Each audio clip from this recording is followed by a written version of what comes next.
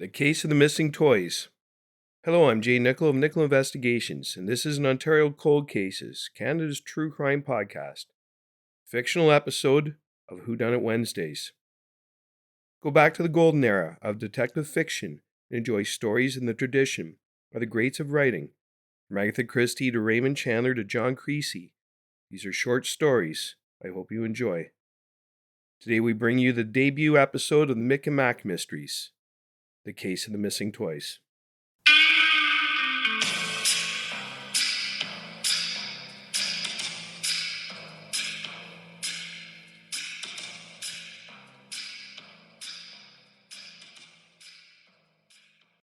Toronto, December 1945. Snow swirled gently down from the gray December sky, blanketing the streets of Toronto in a powdery white sheen. The city sparkled with holiday cheer, the grand Christmas displays in the windows of Eaton's and Simpson's, to the bustling markets filled with shoppers searching for last-minute gifts.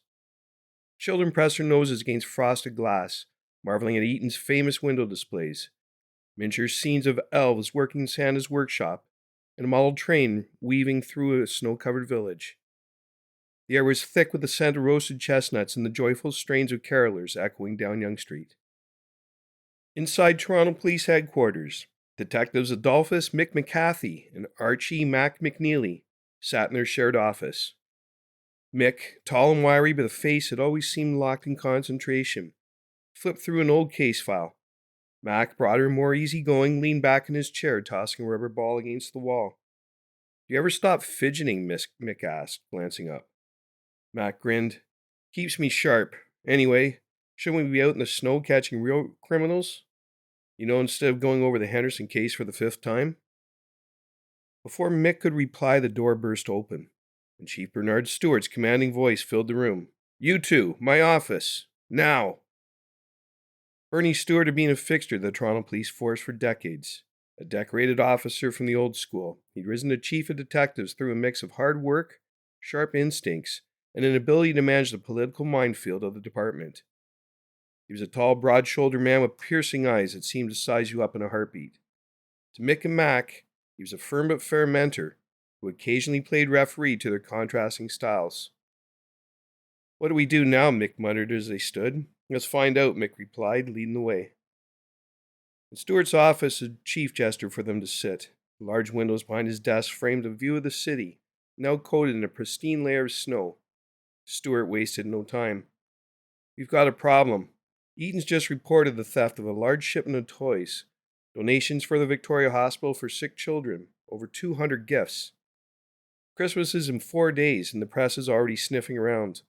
I need you two on this immediately." "Toys," Max said, leaning back in his chair. "Doesn't sound like a case for Toronto's finest." "It does when the public's watching," Stewart snapped. "Last thing we need is a headline about stolen toys and useless detectives. This is a goodwill case, gentlemen. Fix it." Mick, always one to read the room, nodded. "We're on it. Anything from Eaton Security?" "Nothing useful. Check the loading docks first. And don't let this turn into one of your adventures." Stewart gave Mac a pointed look. "Adventures? Us?" Mac said with mock innocence as he stood to leave. Stewart's expression softened just a fraction. "Just find those toys."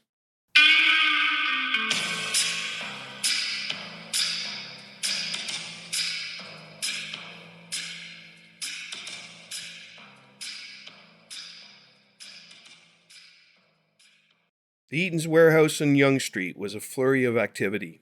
Workers bundled in coats moved pallets of goods under the flickering glow of industrial lights. A faint scent of pine and cinnamon drifted in from the storefront, contrasting with the cold metallic air of the loading docks.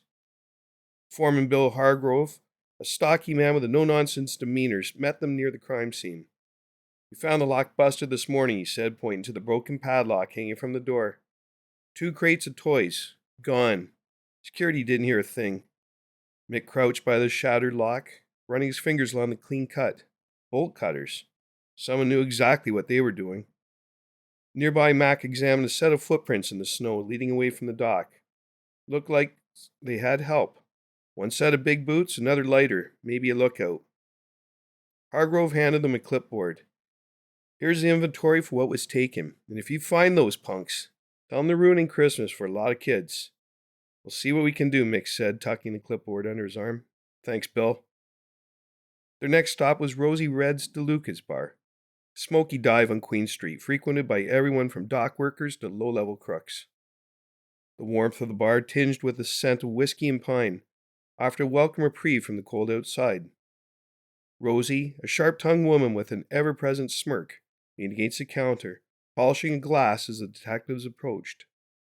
Well, well, it isn't my two favorite flatfoots. What brings you here? Or should I ask who? Mac leaned casually against the bar. Just the holiday spirit, Rosie. Maybe a little information about some misplaced toys. Rosie raised an eyebrow. Misplaced? That's a fancy word for stolen. Funny you should ask. Heard about a guy down in Kensington trying to offload a suspicious amount of dollhouses. Could be unrelated, but you two love a wild goose chase. Mick tipped his hat. Thanks, Rosie. Drinks are on us next time.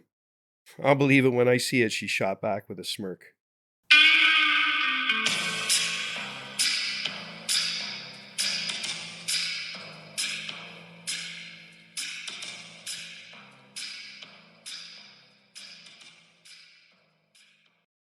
Kensington Market was a hive of activity despite the snow.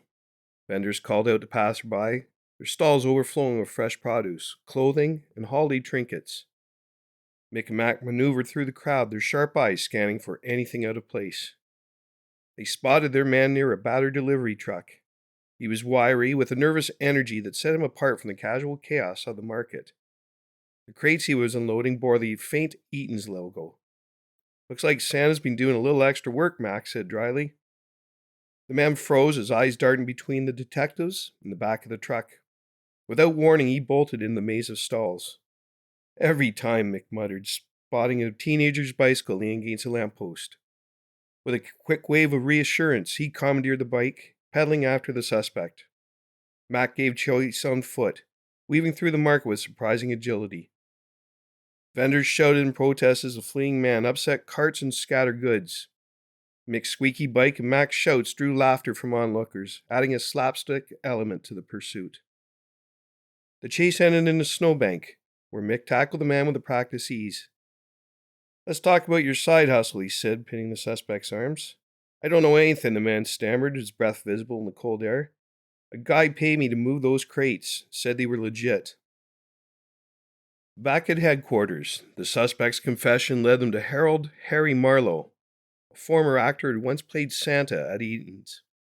After being let go for petty theft, he had fallen on hard times. Mick and Mack tracked him to a rundown shed near the beaches. Inside, the scene was almost surreal. Harry, dressed in a threadbare Santa suit, sat amid a chaotic pile of toys. He looked up as the detectives entered, his face a mixture of guilt and defiance. It's not what it looks like, Harry exclaimed. You mean it's not a shed full of stolen toys? Mac replied, folding his arms. Harry sighed, slumping against a crate. All right, it's exactly what it looks like. But I wasn't going to sell them. I was going to hand them out to kids who really need them. You know, the ones who don't have rich folks sending them train sets and fancy dolls. Mick exchanged a glance with Mac. Harry, those kids at the hospital are counting on these toys. You can't just take matters into your own hands. Harry looked down at his scuffed boots. I just wanted to make a difference. Guess I messed that up too. On Christmas Eve, Mick and Mack arrived at the Victoria Hospital for sick children with the recovered toys. Harry, now wearing a proper Santa suit provided by Eaton's, handed out gifts under the watchful eyes of the hospital's staff. The children's laughter filled the air, a sound so pure it melted even Harry's guilt. Gwyn Jocko Thomas, the ever-present crime reporter, snapped photos from the corner. Now this is a headline. Santa saves Christmas with a little help from Toronto's finest. You boys don't mind some good press, do you? Back at Rosie's bar that evening, Mick and Mack raised a toast. To the case of the missing toys, Mick said, clinking his glass against Mack's. And to the strangest Santa we've ever met, Mack added. Rosie smirked as she set down another round. Next one's on me. Don't get used to it. Outside, the snow fell gently, blanketing the city in quiet beauty. For now all was calm in Toronto, at least until the next case. Thank you for listening to Ontario Cold Cases, Canada's true crime podcast. Available wherever you listen to your favorite podcasts.